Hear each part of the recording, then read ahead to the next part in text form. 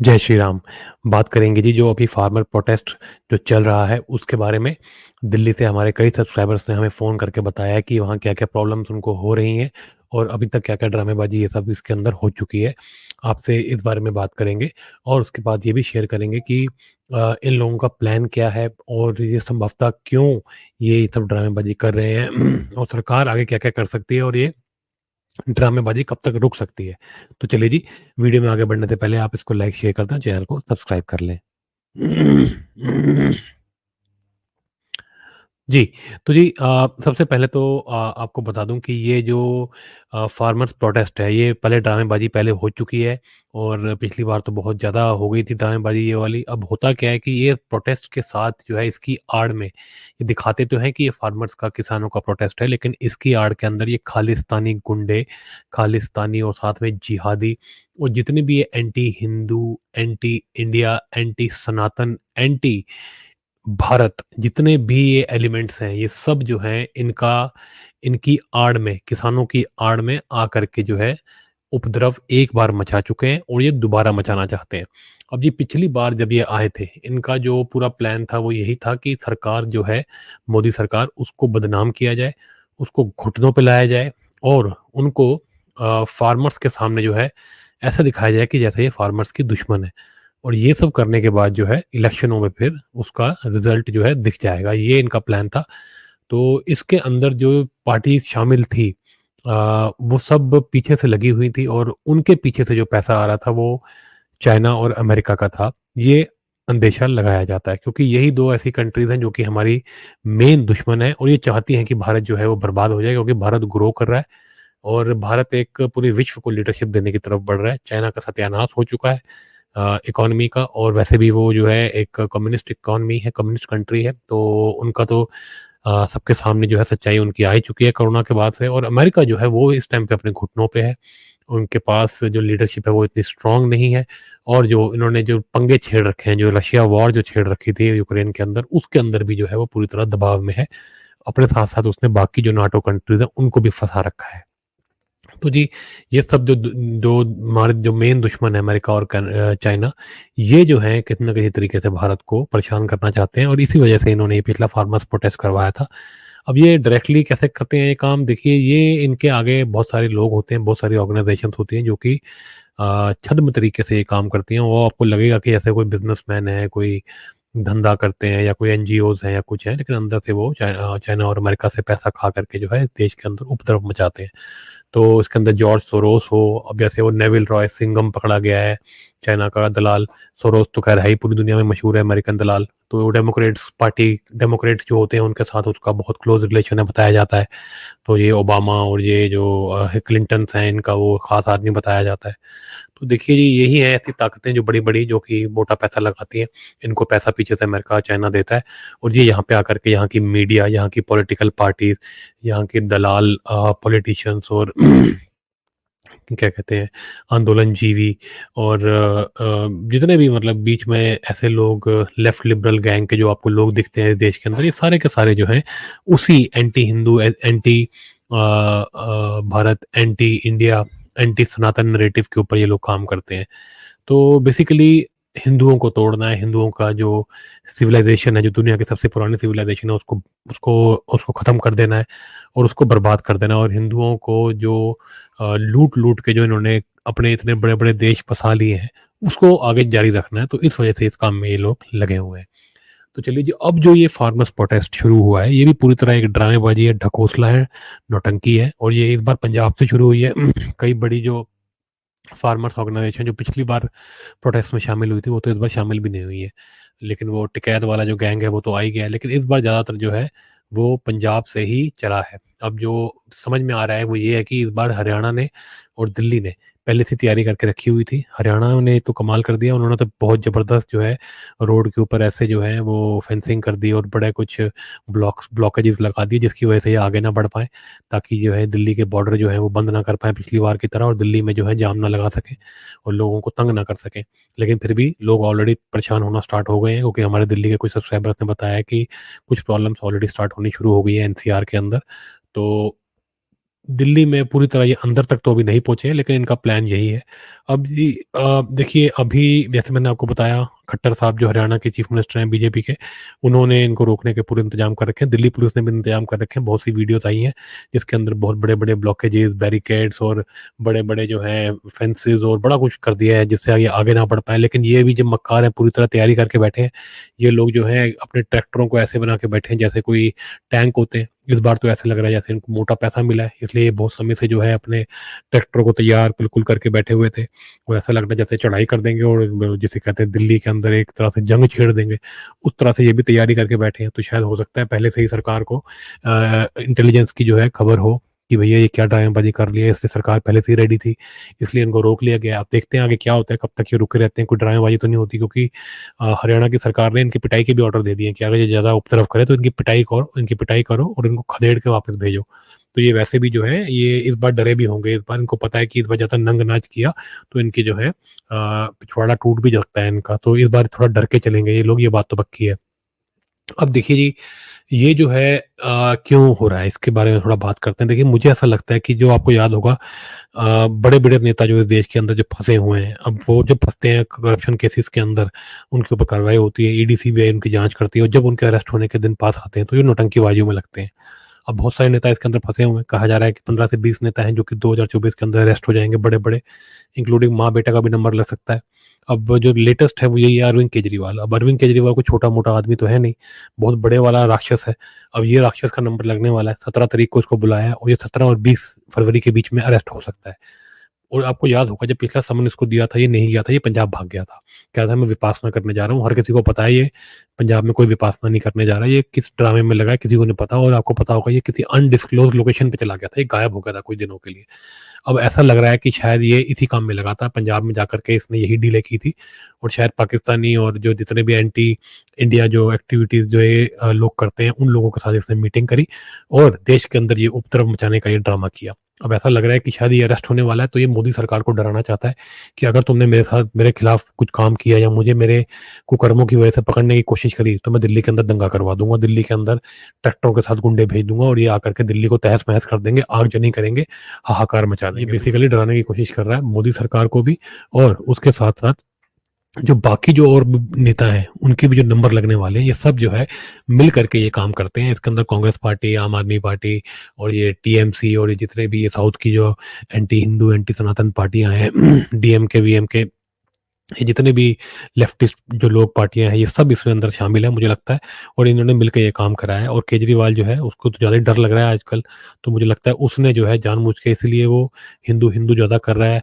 अभी जाकर के अयोध्या में मंदिर में भी मत्था टेक के आया तो वो तो अच्छी बात है, लेकिन हो सकता है वो ये सब इसलिए कर रहा हो क्योंकि उसको पता है कि दिल्ली में बहुत बड़ा नंग नाच वो कराना चाहता है, तो इससे पहले जो है वो हिंदुओं को विश्वास दिलाना चाहता है या उनको जिसे कहते हैं भ्रमित करना चाहता है। देखते हैं उसकी क्या प्लानिंग है, लेकिन कहीं न कहीं मुझे ऐसा लगता है कि इसकी जाँच होनी चाहिए कि क्या केजरीवाल जो पंजाब में जाकर के गायब हुआ था, क्या वो इसी काम में लगा था, इसी षड्यंत्र में लगा था कि वो दिल्ली के अंदर जो है हाहाकार मचवा दे और दिल्ली के अंदर जैसे ही उसके अरेस्ट होने के दिन पास आए, वो आकर के दिल्ली के अंदर जो है दंगा करवा दे और ये पंजाब से जो है गुंडे तत्व छोड़ दें यहाँ पे। तो एक ये चीज़ है।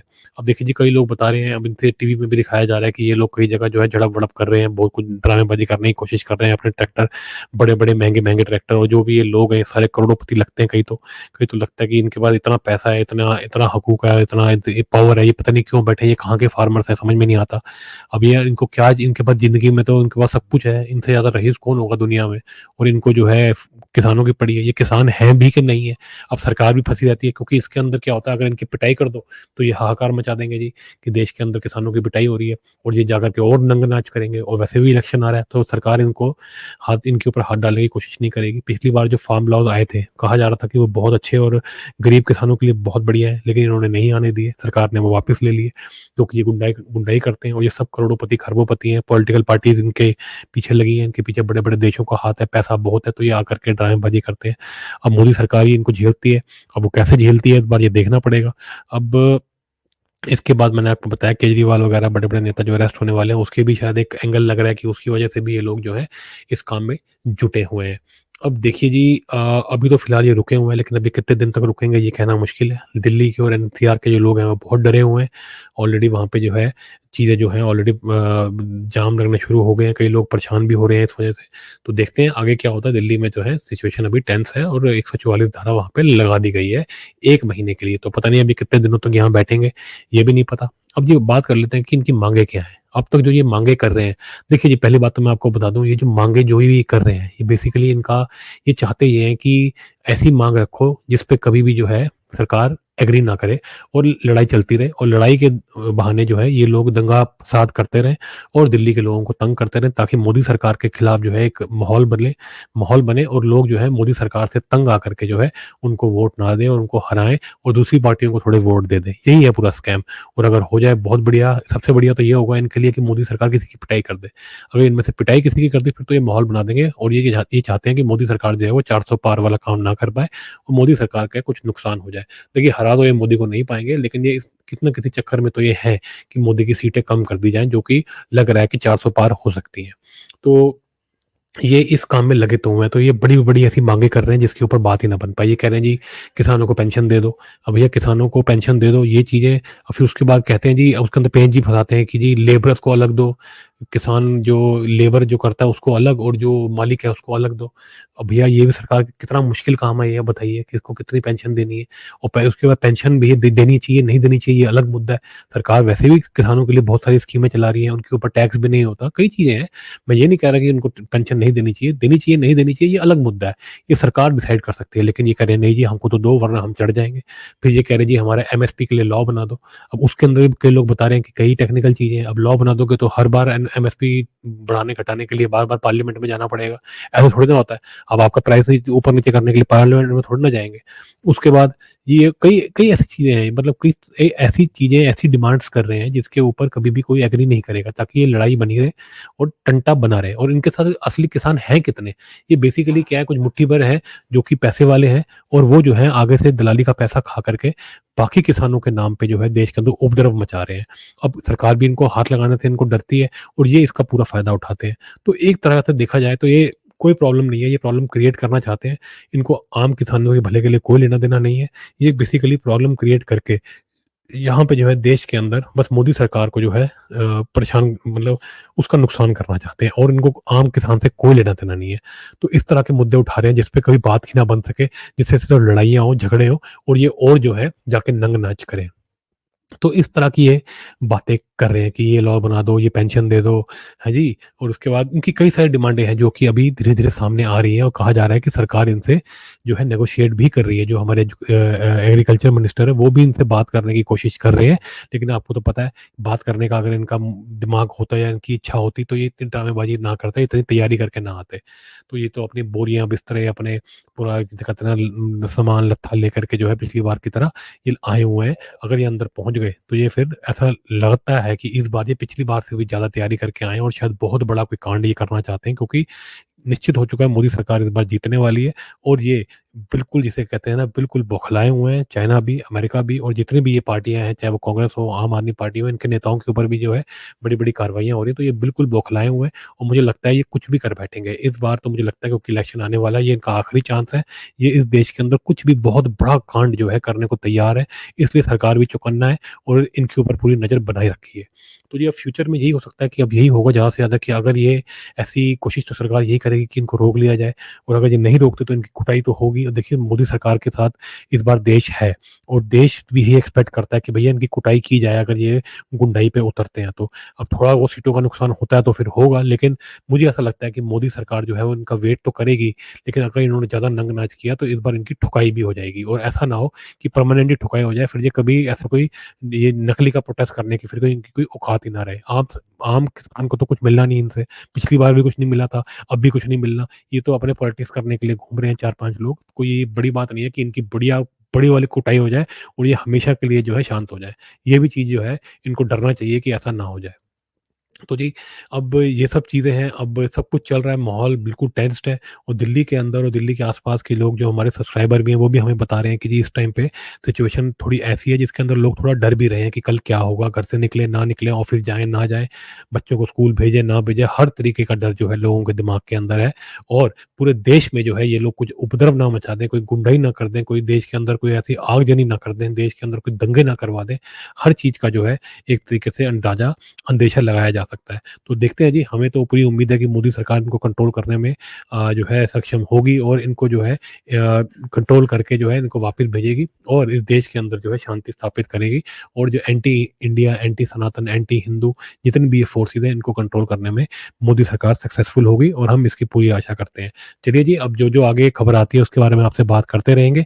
इस वीडियो में मेरा आपसे बात करने का यही था कि जी, ये जो पूरी तरह से जो ये ड्रामेबाज़ी चल रही है, इसके खिलाफ आप सबको, देशभक्तों को, देशवासियों को, राम भक्तों को, धर्म को मानने वालों को, इन सबके जो अच्छे जो हम सब जो देशवासी हैं, जो अनुयायी हैं हिंदू धर्म के, हम सबको जो है अपनी प्रॉब्लम्स को मिल बाँट के बात एक-दूसरे से करके और धर्म संगत रह कर के अपने काम करने हैं। ऐसी गुंडाई, दंगाई नहीं करनी, ऐसी दलाली नहीं करनी, जो कि ये लोग करने पे उतरे हुए हैं। इनको हमको रोकना है और अगर ये बेकार की बातें करते हैं, देश के अंदर कुछ भी उपद्रव मचाने की कोशिश करते हैं, तो इनका जो है हमने बिल्कुल इनका भर्त्सना करनी है और सरकार का साथ देना है और सरकार पे हमको प्रेशर बनाना है कि इनकी जो है पिटाई लगाए और इनको जो है ठंडा करे।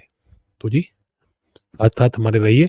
इस वीडियो के साथ आप इस वीडियो को इमीडिएटली लाइक, शेयर और इस चैनल को सब्सक्राइब कर लें और हम जो है इस पूरे यज्ञ के अंदर, इस देश को जो है धार्मिक बनाने के इस पूरे यज्ञ के अंदर हम साथ-साथ जुड़ें और ऐसे उपद्रवी तत्वों के खिलाफ हम अपनी आवाज़ उठाएँ। इसलिए आप इस चैनल को सपोर्ट भी करें। चलिए जी, मिलते हैं आपसे अगले वीडियो में।